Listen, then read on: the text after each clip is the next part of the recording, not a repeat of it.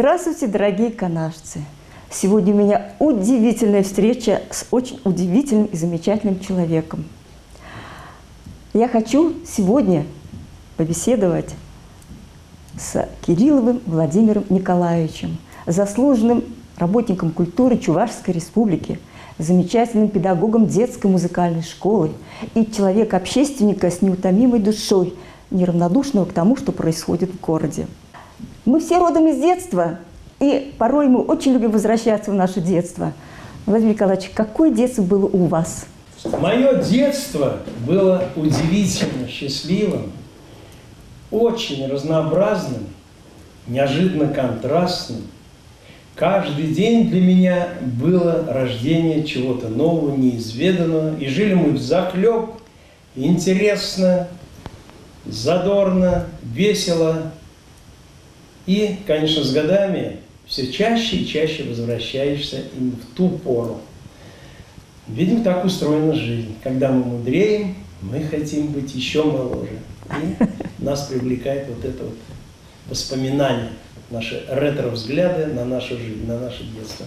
Еще раз говорю, что детство было исключительно счастливым, замечательным, насыщенным, полновесным детством. Вы родились в Канаше? Да, я родился в Канаше. А в какой школе вы учились? Так, начинал я учиться в школе номер 49 в микрорайоне ВРЗ. В то время на ВРЗ были одни двухэтажные бараки, засыпушки, да. И школа была тоже деревянная, двухэтажная. Затем, после переезда на соцгород, так сказать, в 1955 году, мы стали жить уже в кирпичном добротном доме трехэтажном около стадиона, где сейчас детская консультация. Но уж а потом, когда мой отец стал депутатом Верховного Совета Союза СССР, нам предложили квартиру в благоустроенном, шикарном, огромном доме напротив Дворца культуры. Это событие было в 1958 году. Ну и жил я там все детство, всю юность. А дальше я уезжал в Чебоксары учиться. И, в общем, началась моя самостоятельная, большая, интересная творческая жизнь. Владимир Николаевич, а была ли у вас мечта? И реализовалась ли она, ваша мечта? Мечта была. Она, конечно же, реализовалась. Это Почему? Здорово. Потому что я сижу с вами, разговариваю о музыке, и я преподаватель. И у меня огромнейший опыт, великая, большая страсть и огромнейшее желание работать и работать с детьми. Только с детьми, уже не со взрослыми. Правильно. Вот вы сказали, что поехали в Чебоксары, а вы там учились. Да. А что вы закончили? Я закончил Чебоксарское музыкальное училище имени Федора Павловича Павлова по классу баяна и дирижера самодеятельного оркестра народных инструментов. Здорово. Вот так звучит.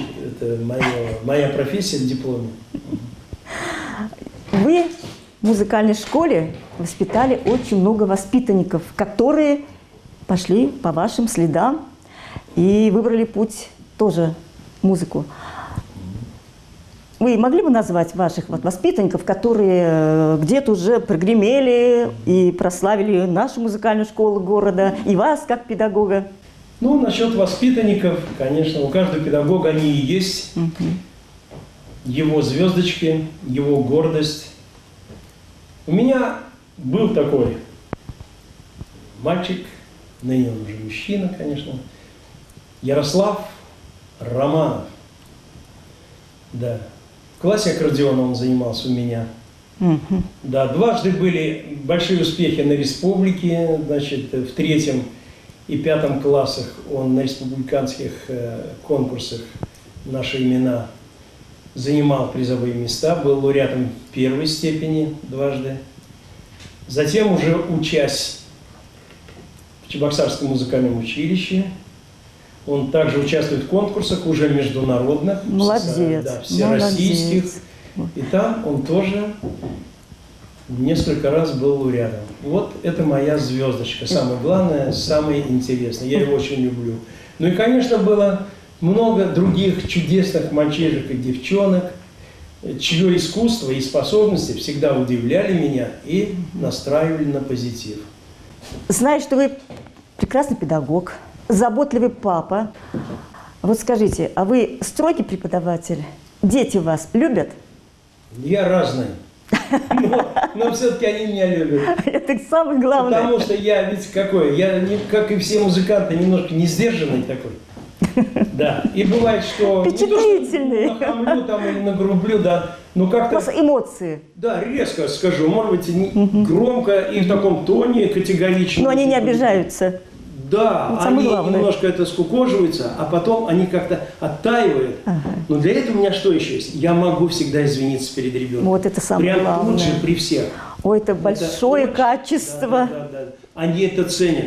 Вот именно в этом они считают, что с ними, как с людьми, разговаривают. Да, самое главное. И от них ждут такого же отношения, как со взрослыми.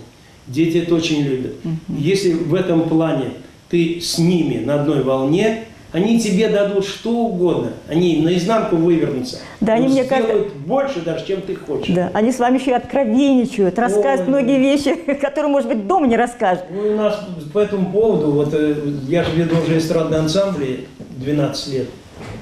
У нас этот класс считается факультативным. Поэтому здесь немножко такое свободное общение, есть время даже на чаепитие. Потому что приходит девочка, а у меня день рождения. Вот ну как здорово. Нам в группе, да. Мы же общество, правильно. Мы же ансамбль, мы коллектив. Вы педагоги нам еще. Для сплочения это надо. Мы садимся за стол, разливаем чай, покупаем гостинцы ей и сами тоже.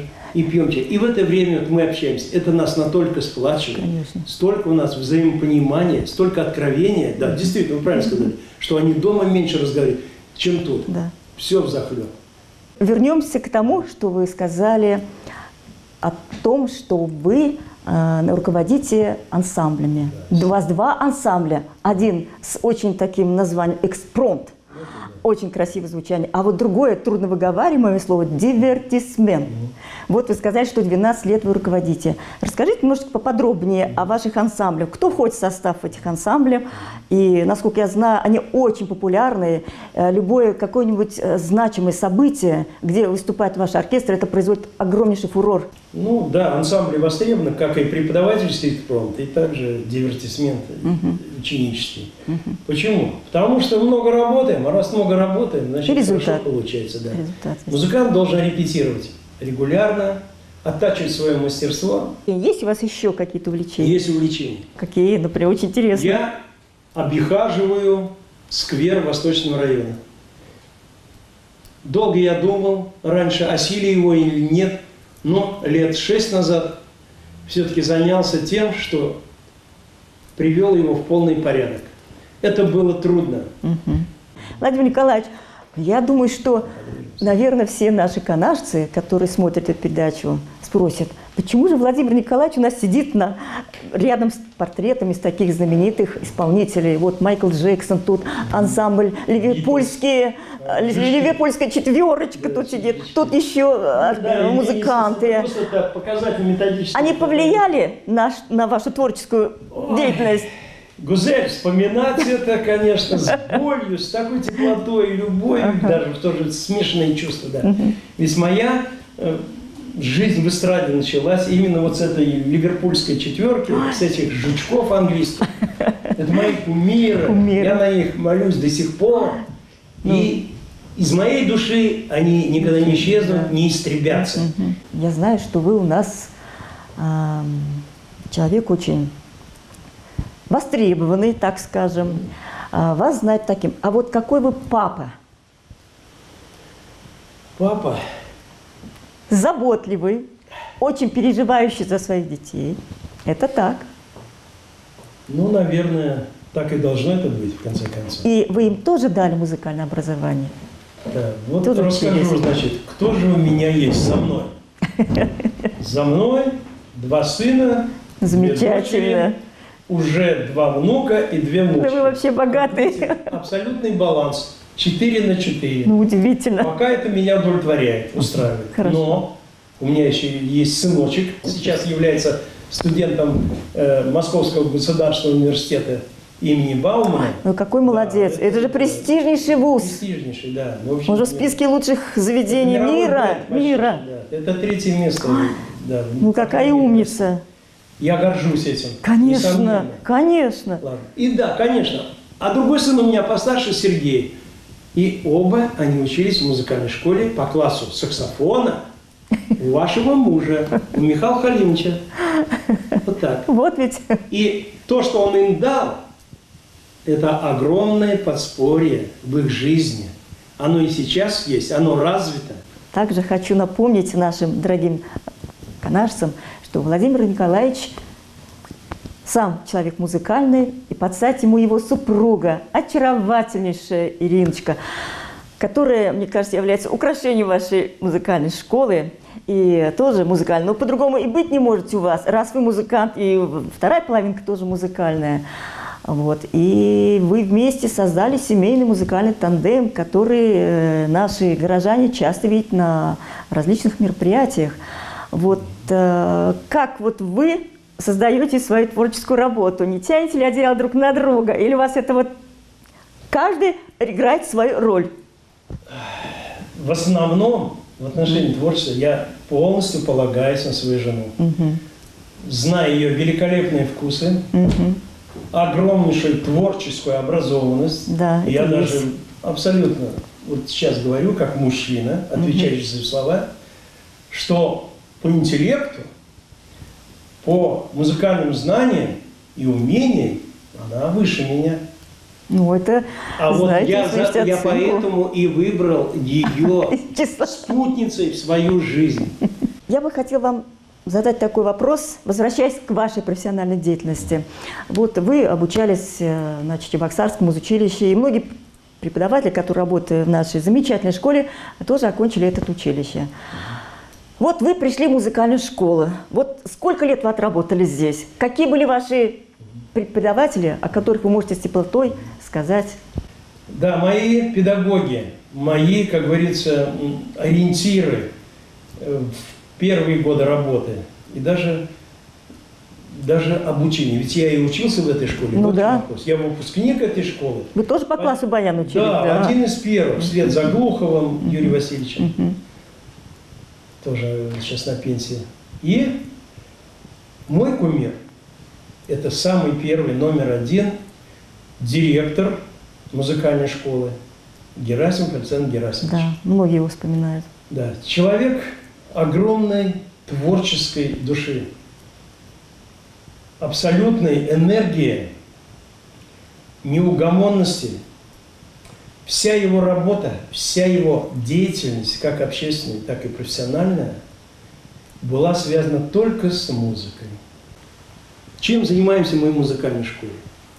Культуру в массы, а еще его фраза, которая стала вот моей уже неизыблемой, как говорится, моим неизыблемым девизом, он говорил так: культуру надо не прививать, а насаждать.